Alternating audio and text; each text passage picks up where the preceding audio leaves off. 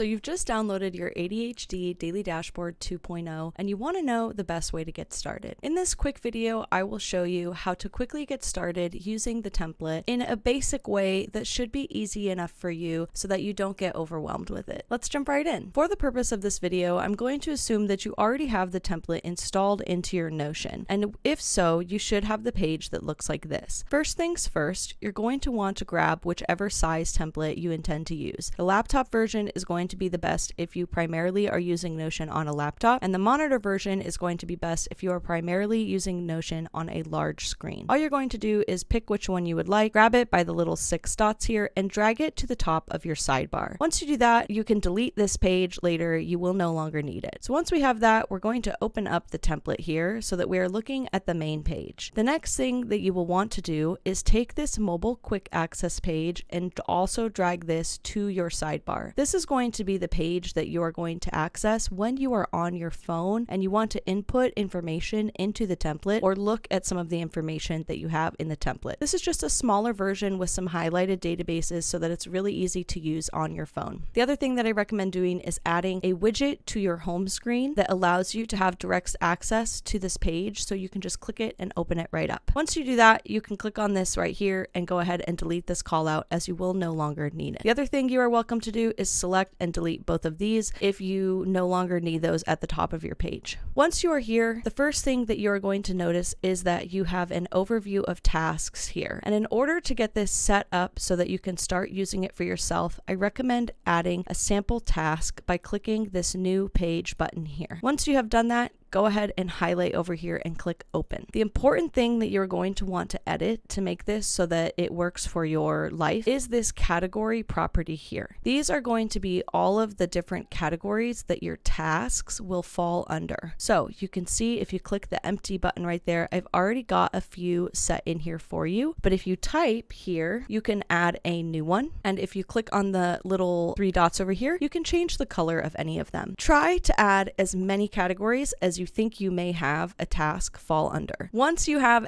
all of your categories added, you can go ahead and click off of here and you'll be able to see all of them that you've added. You can also delete any of the ones here if you do not need them at all. Once you do that, go ahead and click off the page, and to do that, you can either click this arrow at the top or you can hit the escape button. You can then hover over here and delete this task as we no longer need it. Now, this task database is set up in a way that functions on a date.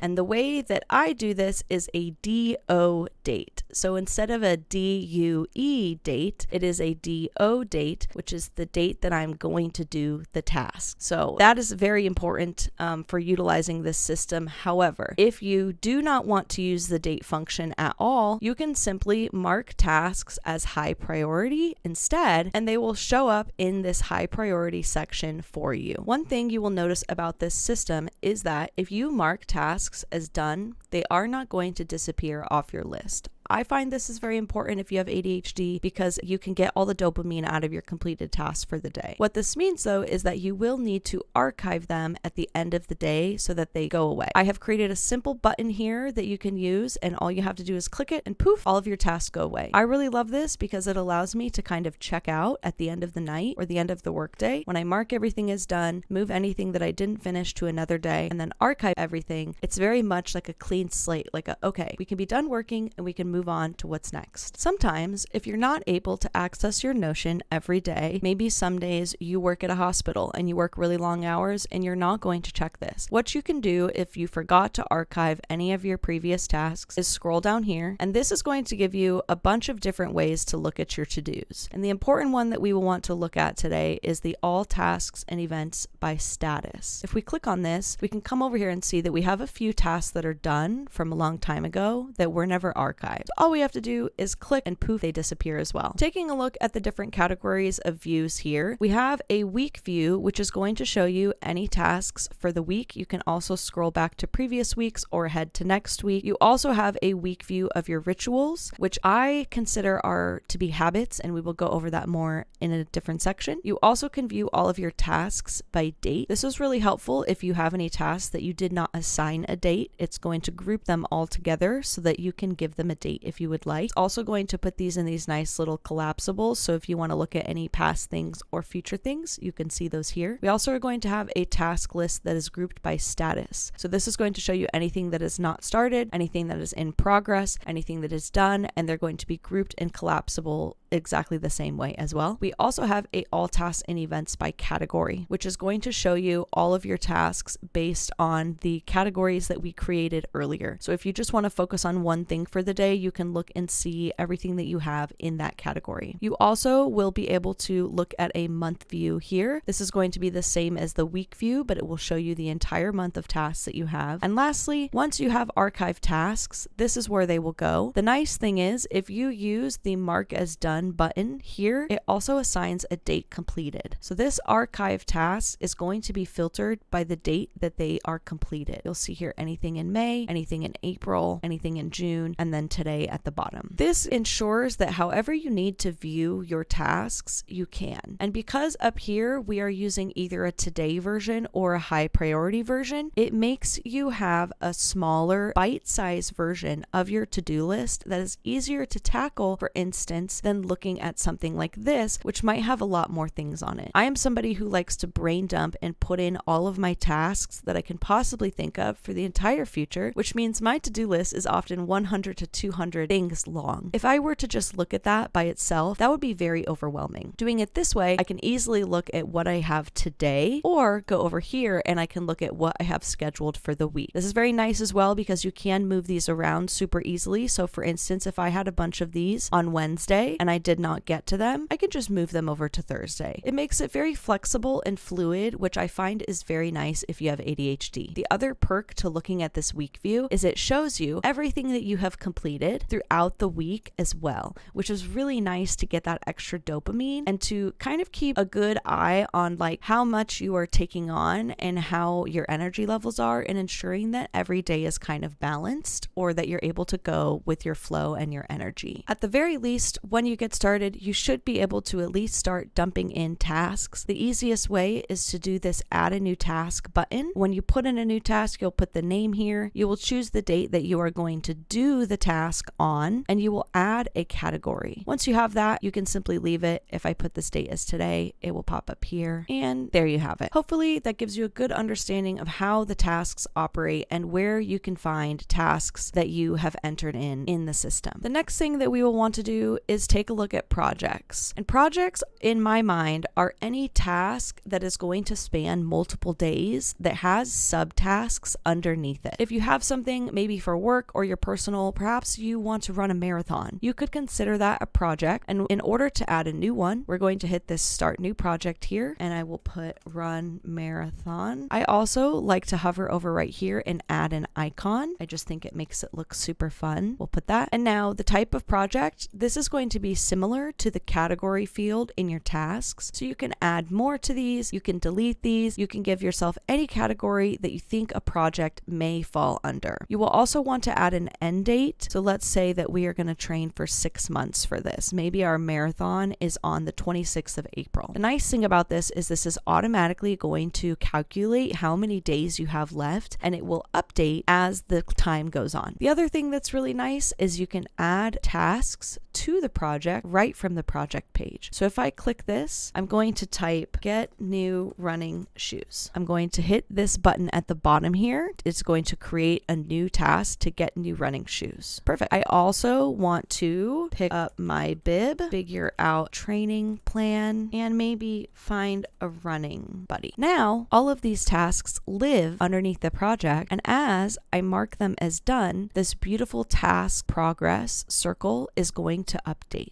Now, if we go back here in our little projects overview, we are going to see run marathon is right there. We can easily see our task progress and how many days we have left. Now, let's say halfway through this, we get injured and we are not able to run our marathon anymore. Or maybe we want to enter a project that is a year down the line, but we got really excited about it and wanted to brainstorm and make a plan for everything that we would need to do in order to complete that project, but we don't necessarily want to look at it every every day because we're not going to start it for a while. All you have to do is click this mark as inactive button here. And then if we go back, it's now removed from our projects and over in this inactive section. This is really handy if you have the type of ADHD where you just want to plan, and kind of get it out of your brain and then maybe not see it for a while. I find this works really well for that type of energy. When I'm feeling that, I can just create the project, brain dump on there, and then mark it as inactive so I don't have to see it. The other thing that's really cool that a lot of people I think forget about Notion is that every page in a database can be used as a Word doc. For instance, if I wanted to upload my training program right onto this page, I could do that. I could also just brainstorm or brain dump on this page and write all the things that I'm thinking about. This makes it really easy to keep all of your thoughts in one place. Something to note when you do set up your tasks in here, they are not going to have days. So what you can do is open up the task and assign it a date. This is really nice, I find, because sometimes when I plan a project, I like to put all of the tasks and then I assign them days where I will work on them, and it helps me plan out like actually how long is that project going to take me and what time am I going to allocate to that project. So if I open this up and I set this for today, it's now going to pop up on our daily view for my tasks. The other thing that's really nice is when you are on a task that is linked to a project, I can just click here and open up the project page or go back over here and open up the task. Makes it really easy to navigate between the two so you're not having to close and open a bunch of windows. If you would like to remove the projects that are there, it's quite easy. You can click on these 6 dots and choose delete, and you can delete the projects when you are ready to clear out. Now we're going to talk about rituals. And rituals in my mind are the same thing as habits. You'll notice that the system also does have a habit tracker. Let me explain the difference between the two. This habit tracker is going to have a set number of habits that cannot be changed based on the day. So some people will choose to use this for maybe their core 4 habits that they're going to do every single day. That is totally an option for you if you would like to use that. It's got this beautiful check-in widget. I prefer to have my habits live in my task list because the reason I do that is I can set certain ones to appear on certain days. So if I want to exercise on Monday, Wednesday, and Friday, that can pop up on just Mondays, Wednesdays, and Fridays.